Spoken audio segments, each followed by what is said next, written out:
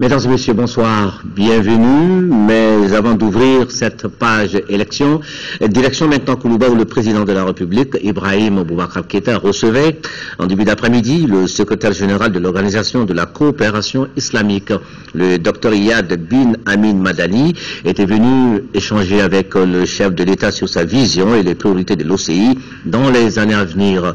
Il s'agit notamment de renforcer la solidarité au sein de la Oumma islamique. Nous écoutons le docteur Iyad bin Amin Madani à sa sortie d'audience. Il est au micro de Mohamed Diarra. En fait, je suis venu essentiellement ici dire mon respect à Monsieur le Président de la République, mais aussi lui exprimer mes sentiments de profonde gratitude, mes remerciements pour le soutien apporté par le Mali à la candidature et donc à mon élection en qualité de nouveau secrétaire général de l'Organisation de la coopération islamique. Le deuxième point, c'était d'écouter Monsieur le Président de la République, de comprendre sa vision de ce que doit être l'Organisation de la coopération islamique, de façon particulière en termes de priorité dans le cadre du mandat que j'entends. Vous ne perdrez pas de vue que l'Organisation de la coopération islamique compte 57 États. Donc, quand je parlais de vision et de nouvelles perspectives et de redéfinition des priorités, c'était par rapport à l'ensemble. De façon plus spécifique aussi, M.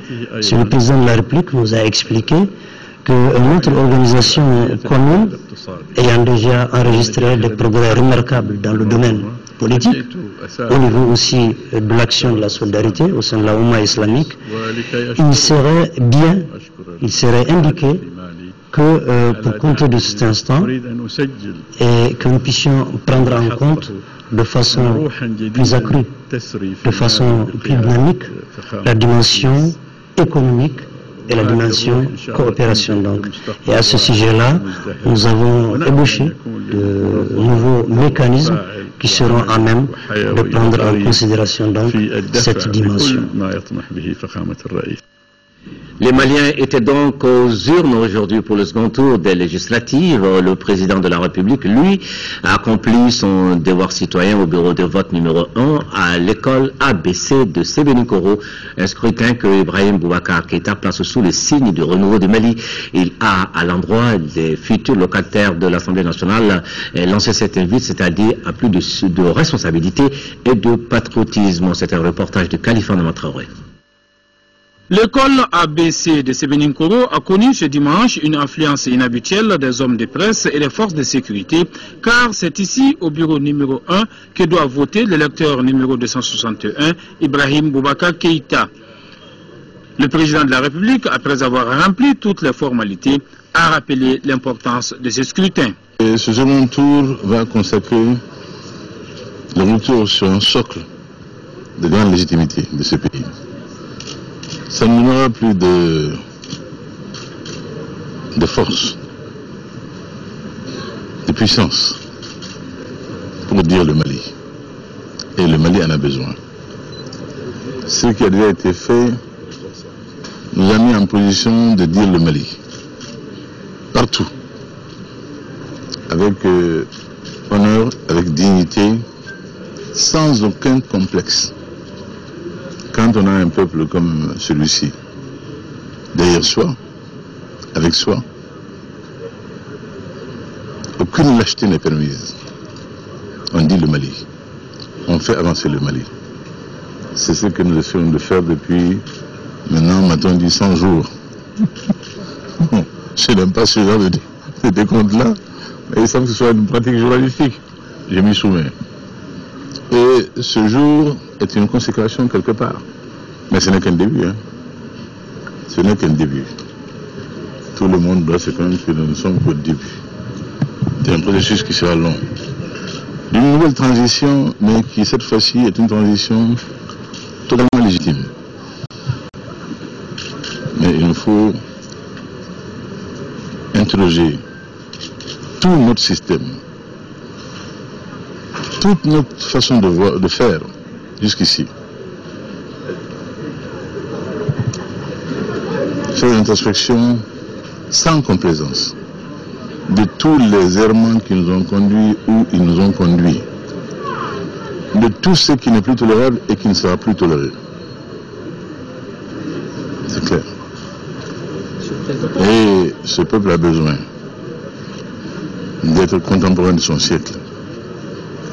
Il y a des choses que l'on peut faire par nous-mêmes, que l'on fera par nous-mêmes.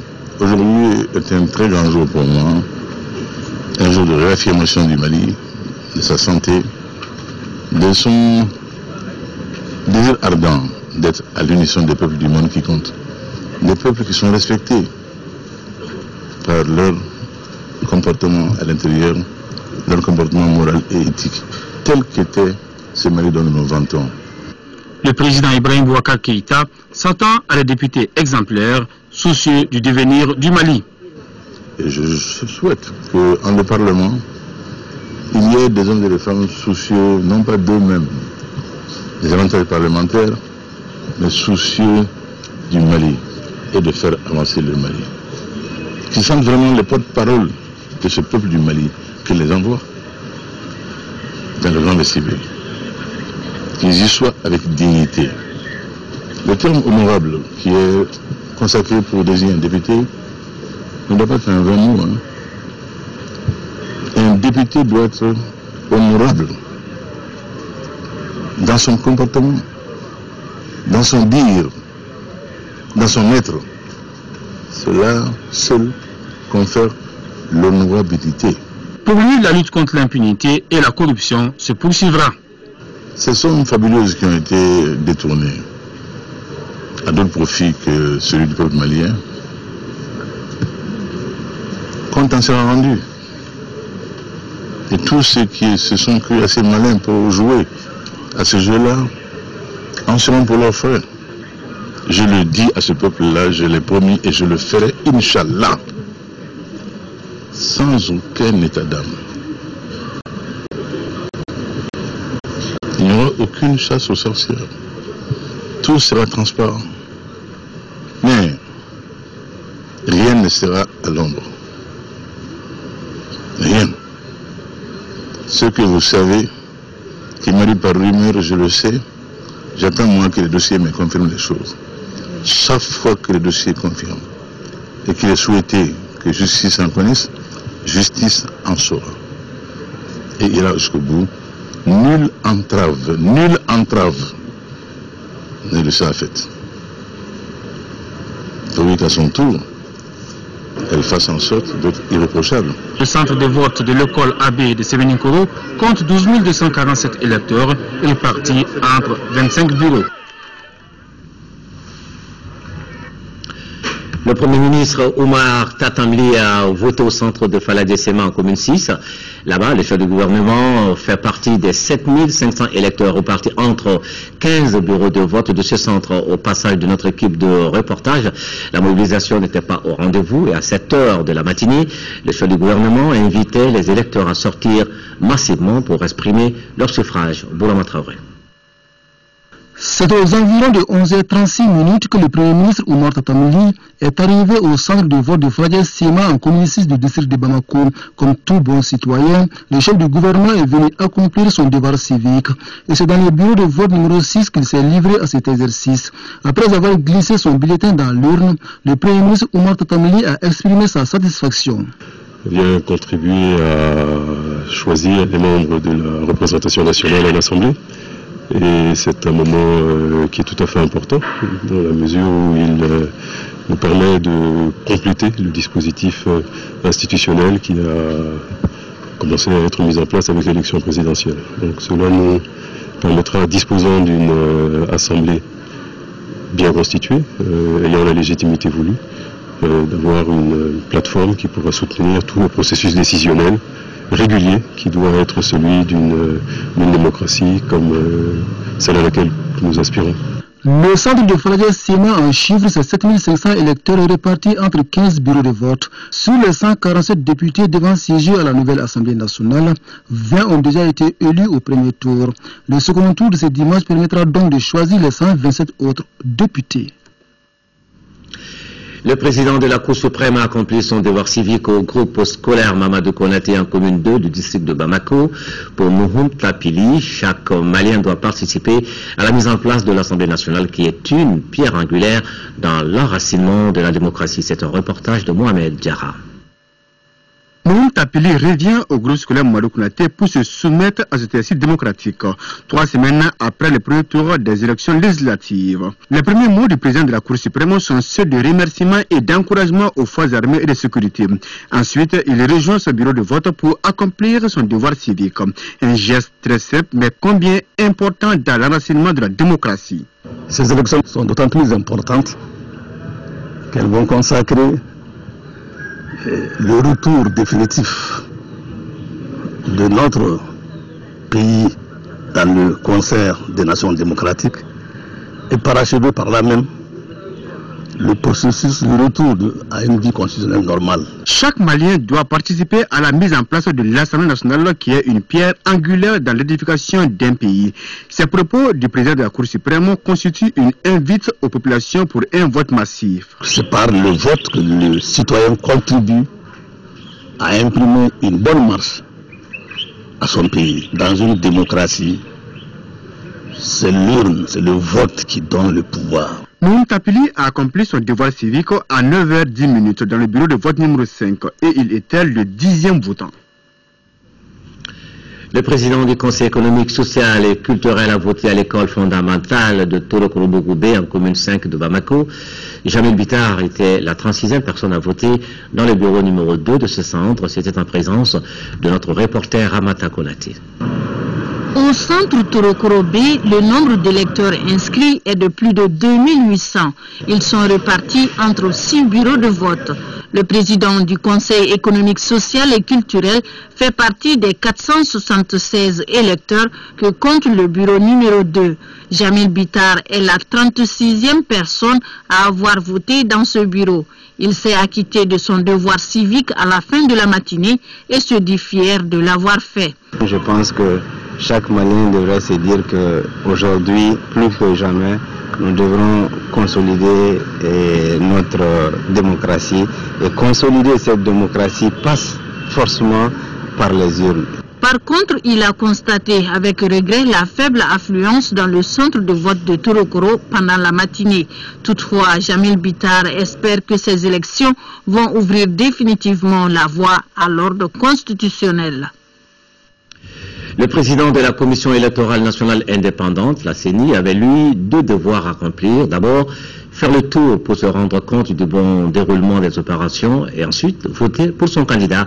Geste qu'il a accompli au centre de groupe scolaire de Sokorodi en commune 6 de Bamako. Et c'est là, à la mi-journée, que notre équipe de reportage a recueilli les impressions de Mamadou Diamoutani. Nous l'écoutons au micro de Abdrahman Maïga. 2 constats. Le premier constat est relatif à l'organisation matérielle. Les documents électoraux sont en place, les agents électoraux sont là, présents, le délégué de la CENI est présent dans le bureau de vote.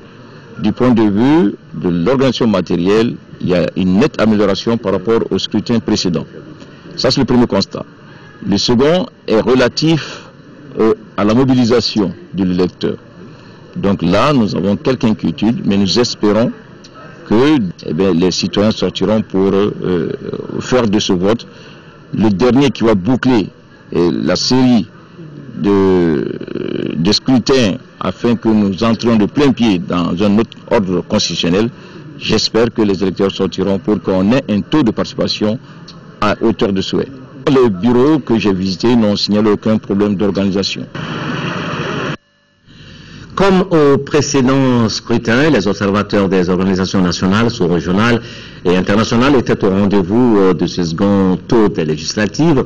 Ils n'ont pas manqué de dire tout l'intérêt qu'ils accordent à la réussite de ces élections. Abdul Karim Kaba. Ils sont des milliers d'observateurs nationaux comme internationaux à suivre ce deuxième tour des élections législatives. Après un premier tour dans les centres, les uns et les autres se disent satisfaits et invitent les populations à aller accomplir leurs devoirs civiques. Par rapport à ce que moi j'ai observé, en tout cas, ça se passe dans les normes, dans les règles, ça se passe bien. Ce qui est important, C'est évidemment bien quand il y a beaucoup de participation, mais ce qui est important, c'est que les électeurs aient pu voter. Et donc, les personnes qui ne sont pas allées voter, je le regrette pour elles, et je le regrette pour le Mali. Je pense que c'est un devoir d'aller voter. Je pense que c'est quand même pas, on ne demande pas grand-chose à un citoyen que d'aller voter. Well, we went to a few polling stations, as you said, this morning. Nous avons fait notre visite matinale à différents bureaux de vote ce matin. Tout était en place, le matériel était en place, les agents électoraux, les assesseurs, les représentants des partis, les délégués étaient tous là. La sécurité était à son poste aussi. Donc tout était en place pour commencer. Les électeurs avaient commencé à venir petit coup. C'était pas encore une grande affluence, c'était tôt le matin. Les 3300 observateurs déployés un peu partout au Mali par le réseau APEM remontent les insuffisances et toutes les données relatives à ces élections en temps réel. 3300 observateurs sont en train d'envoyer les données en temps réel pour renseigner la plateforme Marie-Vote. Alors ce qu'il faut signaler, c'est qu'au niveau de l'autorganisation, nous avons installé un pôle d'observation électorale citoyenne qui est constitué de 3 chambres. Dans les centres visités, le processus de vote se passe normalement et les observateurs y veillent. C'est là dans la cordialité. En commune 1 et 2 du district de Bamako, les élections se sont déroulées sans incident majeur. Dans tous les centres visités, les mêmes constats se dégagent. Faible taux de participation. Issou Diakité. 18h, c'est la fermeture. Les rideaux tombent ainsi sur le deuxième tour des législatives 2013 au Mali. Dans tous les centres visités, que ce soit en commune 1 ou 2 du district de Bamako, à 1 heure de la fermeture des bureaux de vote, les inquiétudes exprimées ça et là sont similaires. Faible taux de participation. L'affluence est très faible. Durant la journée, on n'a eu aucun incident majeur. Juste après la fermeture des bureaux de vote, place aux travaux de dépouillement, travaux qui se poursuivent en ce moment même. En commune 3 et 4, les bureaux de vote ont fermé à 18h, comme l'a constaté notre équipe de reportage sur place. Selon les informations recueillies auprès des coordinations des centres de vote, le scrutin s'est déroulé sans incident. C'est un reportage de Moussa Fané. Les opérations de vote ont pris fin à 18h dans le centre de vote de Hamdallahi Marché où les électeurs de la dernière minute ont voté à 17h50. Je suis un peu découragé par rapport à la situation. Les gens n'ont pas été mobilisés, donc tout le monde est froid, donc il fallait essayer de remonter les gens un peu. Je pense qu'il n'y a pas eu assez d'affluence par rapport aux autres votes. C'est du côté de la population, mais l'État doit toujours continuer à faire de la mobilisation. Auparavant, notre équipe avait passé aux environs de 17h20 au centre de vote de Wolfo-Bougou-Bolibana et du lycée Mamadou Sarr de Lafia-Bougou. L'affluence était timide. De 8h jusqu'ici, on n'a recensé aucun incident. Mais seulement, il y a la monotonie totale. Dire à la population que c'est un devoir civique. Si chacun de nous s'exécute correctement, nous aurons des candidats des responsables de notre goût. Les électeurs ne sont pas tous sortis. Je trouve que ça c'est la faute aux partis politiques. Ils n'ont pas joué leur rôle pendant les campagnes. Moi, à mon avis, les électeurs, les nouveaux candidats, ils les connaissent peu. Bon, on veut le changement. Au dire des coordinateurs de centre que nous avons rencontrés, le scrutin s'est bien déroulé dans l'ensemble.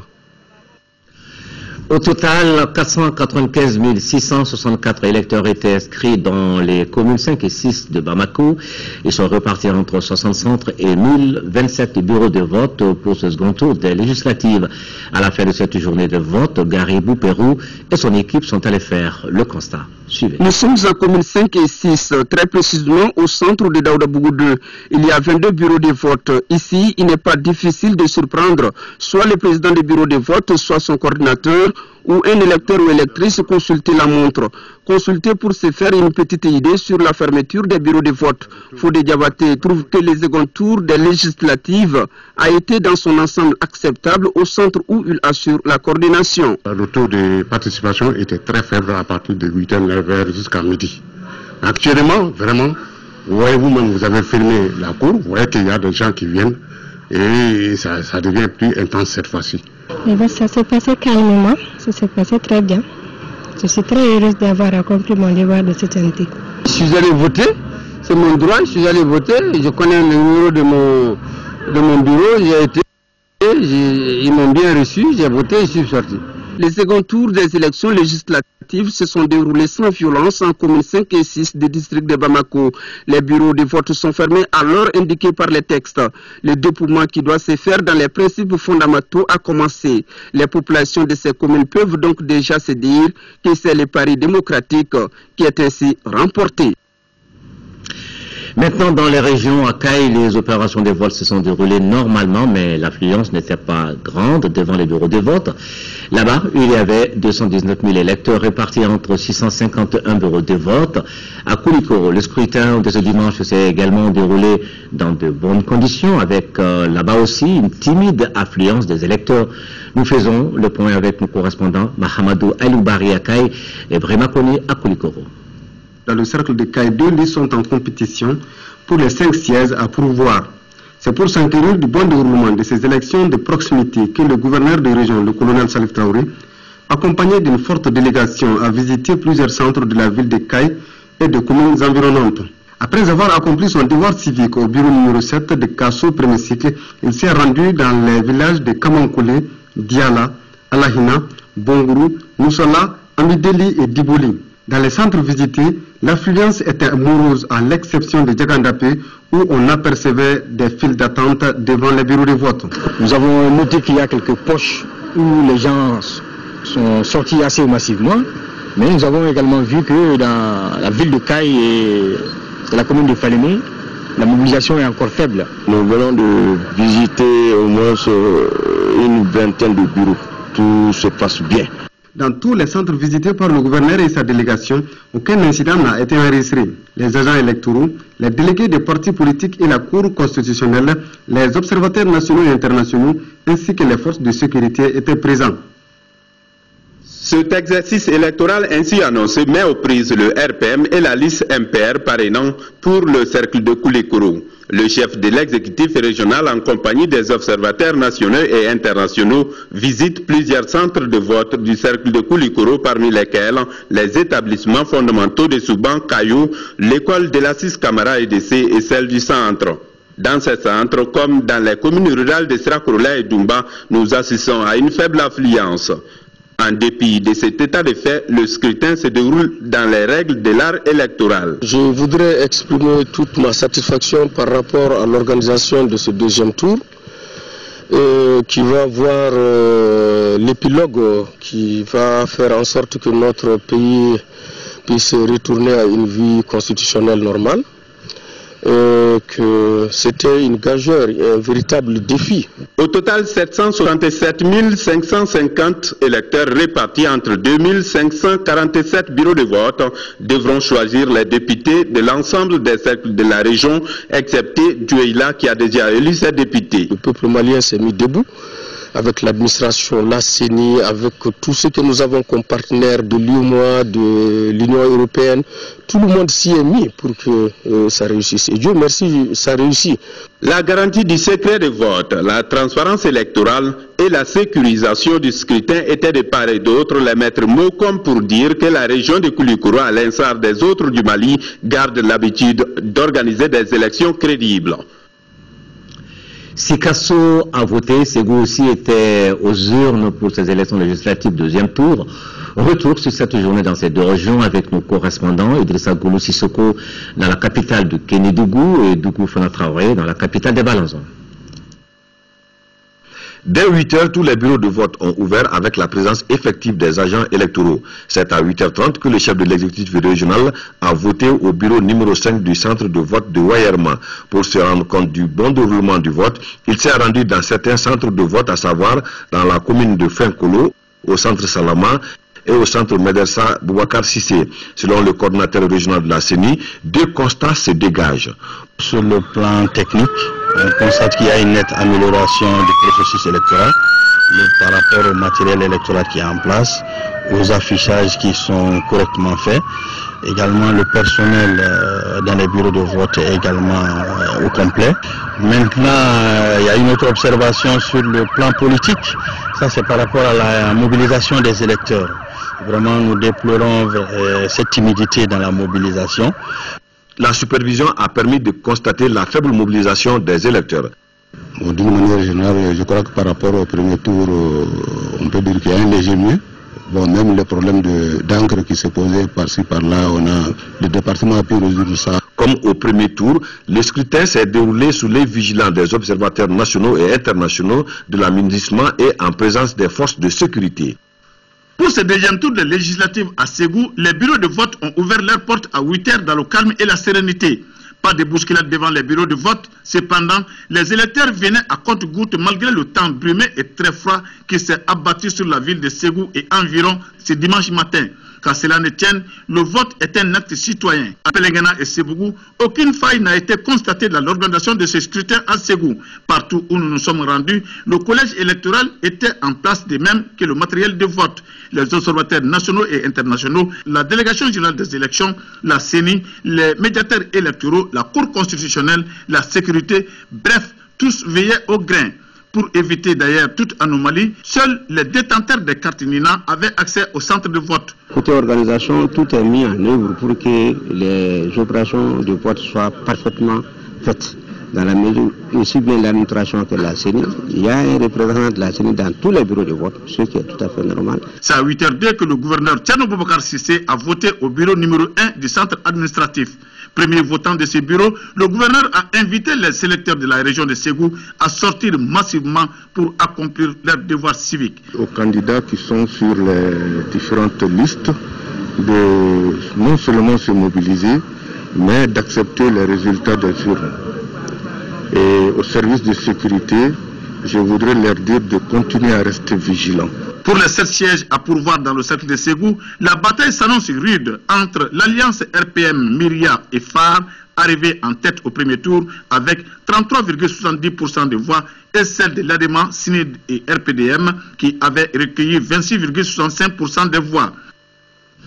À Mopti, il y avait 935 402 électeurs pour 3094 bureaux de vote. Là-bas, 17 sièges restent à pourvoir sur le 20 pour la région de Mopti, 3 étant déjà choisis pour le cercle de Bandiagara. Et plus au nord, à Gao, l'enjeu est capital pour les cercles de Gao et d'Ansongo. Leurs 164 740 électeurs devraient élire 3 députés à Gao et 2 députés à Ansongo, correspondant de Jules Samboussi Seko à Mopti et Daouda Zoumana Traoré à Gao. L'enjeu du deuxième tour des législatives pour la région de Mopti porte sur 17 sièges de députés à pourvoir sur un total de 20 députés. Le stade de Banyangara a choisi dès le premier tour ses représentants à l'hémicycle. La région de Mopti compte 935 402 électeurs pour 3094 bureaux de vote. Le préfet du cercle de Mopti est le premier électeur à accomplir son devoir civique à 8 heures pile précises au centre de vote de Komogel 2, 6 à l'hôtel de ville de Mopti. Le premier constat, c'est que l'ensemble du matériel, les agents électoraux et tout ce qu'il faut pour en tout cas assurer le vote à l'électeur est sur place. Les bureaux ont été ouverts à l'heure, à 8 heures. Et je pense que pour le moment, ça c'est un bon démarrage. Tout se passe bien, tout est fluide, il n'y a pas d'embouteillage. Vraiment, les électeurs ils viennent, ils votent dans la tranquillité et ils vont dans la tranquillité. Ce scrutin doit sceller le retour à l'ordre constitutionnel au Mali. Ce dimanche, Gao vit un grand calme qui ne laisse pas voir l'enjeu de ce deuxième tour des élections législatives. Et pourtant, il est là. Au départ, 8 sièges à pourvoir. Au premier tour, 3 occupés à Bourem et à Menaka. Et au deuxième tour, 5 sièges à pourvoir, dont 3 à Gao et 2 à Ansongo. C'est cela l'enjeu. Aujourd'hui, devant les bureaux de vote, on ne se bouscule pas du tout. Et pourtant, au premier tour, Gao a enregistré un taux de 56,32%, l'un des meilleurs scores du pays. Mais l'espoir se repose sur la bonne organisation appréciée de tous. Tous les matériels ont été en place et on a commencé à 8 heures. Tous les assesseurs, tous les délégués des partis sont présents. Et le délégué de la CENI aussi est présent. C'est doté de cette assurance que le gouverneur a glissé son bulletin dans l'urne en 10e position au bureau 2 du centre de vote du quartier Château de Gao. Ce que j'ai vu aussi me réconforte énormément parce que l'organisation est à hauteur de souhait. et la tranquillité y est. Les forces de sécurité aussi sont à tous les niveaux pour pouvoir rassurer les uns et les autres que ici, dans cette région, en tout cas, tout se passera normalement. Le gouverneur a ensuite entrepris une série de visites dans les centres de Wabaria, commune de Gouzurei, et des quartiers du château de Djidara, de Boulgoundje et d'Al-Janabanja dans la commune de Gao. Depuis longtemps, nous avons mobilisé les femmes pour qu'elles aillent sortir pour aller voter aujourd'hui, dimanche le 15. On vient voter, c'est parce que on veut vraiment élire nos députés pour avoir nos conditions. Pour ce deuxième tour, ce sont 164 740 électeurs répartis entre 490 bureaux de vote de Gao et d'Ansongo qui choisiront leurs représentants à l'Assemblée nationale. Les partis en lice à Gao sont l'Alliance Adema, Azma et RPM. Pour Ansongo, ce sont l'UMRDA et l'ADEMA. À l'instar des autres localités, la cité des 333C a vécu une journée électorale paisible. Un constat fait par le représentant spécial de l'ONU en mission à Tombouctou. Les forces de sécurité ont déployé de gros moyens afin que les citoyens puissent aller voter en toute tranquillité. Près de 300 000 électeurs pour choisir 5 députés. Correspondance Adama Djimde. Pour ce second tour des législatives à Tombouctou, l'ensemble du dispositif organisationnel est fonctionnel. Documents, matériels comme agents électoraux, tout est au point et à l'heure. Une situation qui n'a pas du tout laissé indifférent l'hôte du jour, l'émissaire onusien qui est venu constater des visu. Il y a été l'ouverture des bureaux dans le temps prévu. J'ai compris que le matériel est là, les représentants des différents partis politiques, le CENI, bien sûr, le personnel qui est responsable pour faire ces élections. Ici à Tombouctou, à l'école Baoudou, mais aussi en ville, on voit une bonne organisation des élections sans incident. Et ça, c'est aussi important de dire. En 6e région, ils sont près de 300 000 électeurs répartis entre 974 bureaux de vote pour élire 5 députés pour le cercle de Tombouctou, Diré, Rarousse et Gundam. Niafouké étant déclaré non partant officiel, car Soumaïla Cissé et Dédé Traoré ont été élus dès le premier tour. Dans le cercle de Tombouctou, l'ADEMA et le RPM sont au coude à coude. Ici, l'affluence est moins perceptible. Le gouverneur de région, après avoir accompli son devoir civique, a magnifié les efforts des agents chargés de l'organisation de ces élections. C'est le lieu de féliciter tous les préfets, les sous-préfets, dont les actes ne sont pas connus par la grande majorité du peuple malien, mais ceux qui se battent sur un terrain très difficile pour une bonne organisation de ces élections. Pour la sécurité, les forces ont été prédisposées depuis hier 17h au niveau des différents centres de vote avec pour consigne ferme, zéro tolérance en cas de perturbation. Pas de journée électorale à Kidal, puisque là-bas, les candidats en lice ont été élus dès le premier tour de ces législatives. Et nous revenons ici à Bamako, où le vote s'est bien déroulé pour ce deuxième tour, mais allons savoir si les citoyens se sont mobilisés en masse. En tous les cas, nous avons promené notre caméra dans plusieurs endroits de la ville et parfois dans des familles pour ce rendez-vous. Beaucoup avaient tout simplement décidé de ne pas aller voter. Un désamour avec la chose électorale qui trouve son explication peut-être dans des raisons évoquées ici par les uns et les autres. Ils se sont exprimés au micro de Mohamed Ould Mamouni. Journée électorale à Bamako. Si les centres de vote attirent plus les attentions ce jour, au niveau du grand marché de la capitale, quelques commerces ont ouvert. Parce que depuis nous n'avons pas parce que Moussa Diarra n'est pas le seul à suivre ce second tour avec beaucoup de distance. Dans ce grain, le sujet principal reste les élections. Pour le chef de grain, il a préféré tout simplement de ne pas aller voter.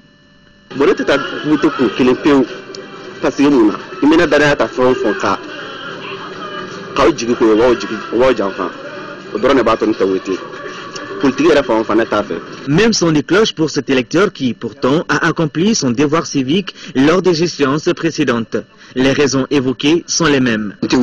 Dans une famille tout juste à côté, une ménagère s'affaire à son travail quotidien. Mais à la question de savoir si madame ira voter, elle répond parce que depuis que nous avons fait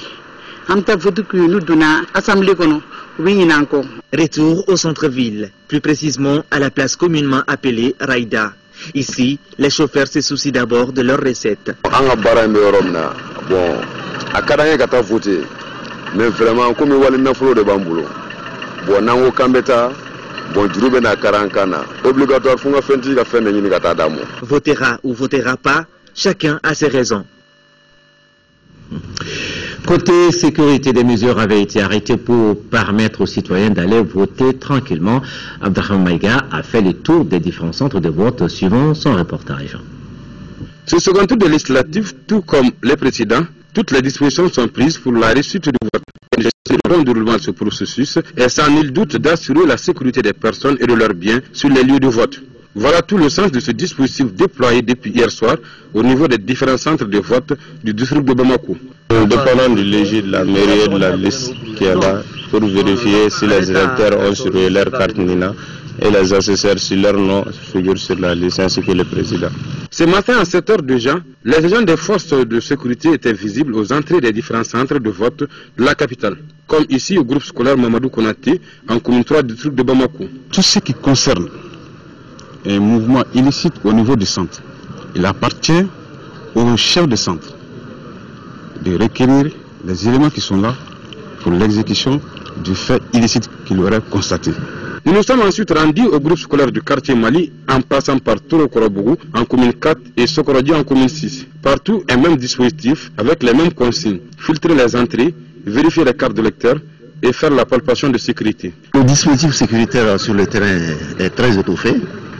Le GMS a en charge la commune 1 et la commune 5.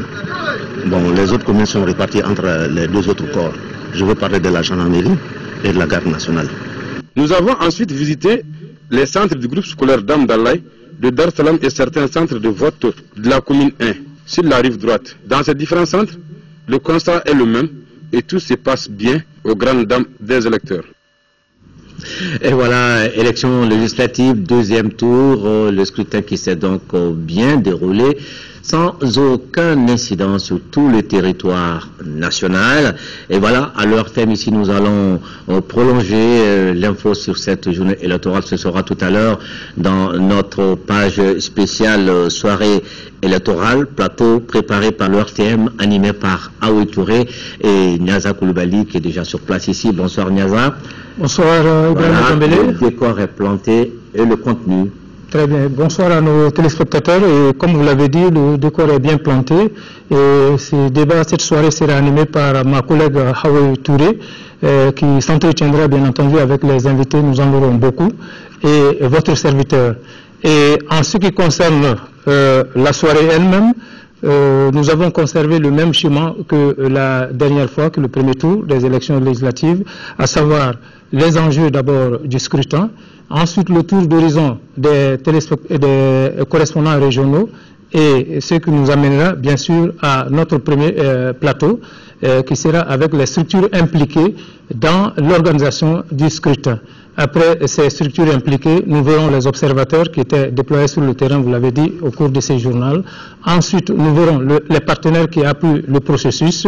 Bien sûr, cela faisant, nous verrons également les réseaux sociaux, c'est-à-dire Internet, la toile, ce qui est dit aussi, avant de passer à un dernier tour, un dernier panel, je veux dire, avec les éditorialistes et, si possible, un politologue sur ces plateaux. Et bien sûr, ce serait le menu qui va alimenter la soirée. Merci Niaza Koulibaly et à tout à l'heure donc, émission spéciale sur ces élections législatives, deuxième tour, émission, plateau qui sera donc animé par Niaza Koulibaly et Aoui Touré. Nous rappelons que Kidal n'était pas concerné par ce deuxième tour de législative puisque les candidats en lice là-bas ont reçu leur ticket dans le premier tour. Mais l'actualité reste à Kidal marquée par cet attentat kamikaze cette semaine qui a endommagé les locaux de la Banque malienne de solidarité et a fait 2 morts et 6 blessés. La violence de la déflagration a également détruit de nombreuses boutiques au marché de Kidal. Et nous faisons le point avec Timoko Osagara et Sidi Kibalo. 2 soldats de la MINUSMA tués, 6 blessés, dont 3 des forces armées maliennes et 3 autres de la MINUSMA, des véhicules brûlés ou rendus en millions de morceaux, des boutiques endommagées. C'est le triste bilan provisoire de cette explosion. Si les blessés graves ont été évacués à Gao pour des soins intensifs, les blessés légers sont pris en charge sur place à Kidal par les forces armées maliennes et l'opération Serval. Pour le moment, on ignore les raisons et les auteurs de cet acte meurtrier. En tout cas, la violence de la détonation a projeté la chair du kamikaze en morceaux à environ 100 mètres de la banque. Son véhicule a été retrouvé à l'intérieur de la banque sous forme d'un tas de ferraille. Le bâtiment de la BMS Kidal est complètement endommagé. Toutes les boutiques tout autour de la banque ont été endommagées. Le marché de Kidal est resté fermé. Des militaires de la MINUSMA et de l'opération Serval sont visibles tout autour du lieu du drame pour sa sécurisation. Au Sénégal, les transports ferroviaires et routiers au centre de la rencontre des ministres en charge des infrastructures et des transports terrestres du Mali et du Sénégal hier à Dakar. Cette rencontre a été sanctionnée par un communiqué final, le compte rendu avec notre correspondant permanent à Dakar, Souleymane Kantara Sissoko. L'objectif de la rencontre entre les ministres maliens et sénégalais est d'échanger sur les points relatifs au transport ferroviaire et routier. Et à l'issue des échanges constructifs, le général Abdoulaye Koumaré et Thierno Alassane Sall ont renouvelé l'engagement du Mali et du Sénégal à préserver et à améliorer l'activité ferroviaire sur le corridor Dakar-Bamako. Et au titre du transport routier, le ministre sénégalais a informé son homologue malien de la décision de porter le seuil de tolérance à 20% pour les véhicules de transport et de marchandises et de maintenir le statu quo sur les amendes. Le ministre Thierno Alassane Sall, en réponse aux préoccupations exprimées par la partie malienne, a pris l'engagement de saisir le ministre de l'économie et des finances du Sénégal en vue de trouver des solutions diligentes aux problèmes soulevés.